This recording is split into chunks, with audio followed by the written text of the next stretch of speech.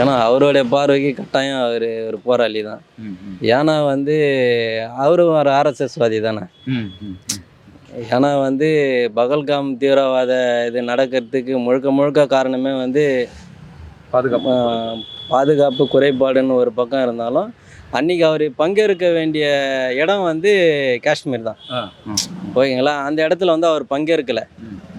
அந்த நிகழ்ச்சிக்கு அவர் பங்கேற்காமல் பீகாருக்கு அவர் போகணுன்றதுனால வந்து அடுத்து பீகாரோட இதுக்கு அவர் இதுவாகிட்டார்.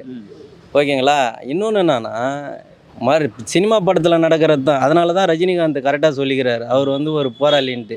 ஏன்னா மறுநாளே வந்து ஒரு 3 பேரை சுட்டுறான். அதுக்கு இன்னும் ஒரு நாள் கேப் விட்டு 2 பேரும் மாட்டுறாங்க. மொத்தம் 5 பேர் தான். அந்த 5 பேரில் 2 பேரை மட்டும் பிஜேபியில் உறுப்பினராக இருக்காங்க, துணை நிர்வாகியாக இருக்காங்க அப்படின்னு போடுறாங்க.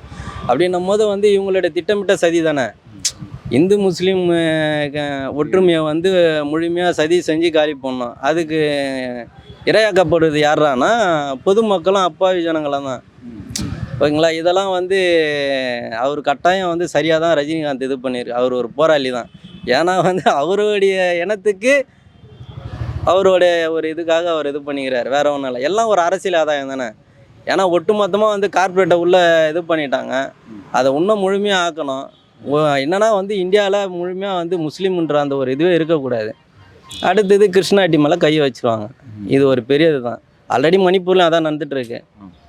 இப்போ அந்த ஒரு இதுவை கட்டாயம் இது பண்ணுவார்.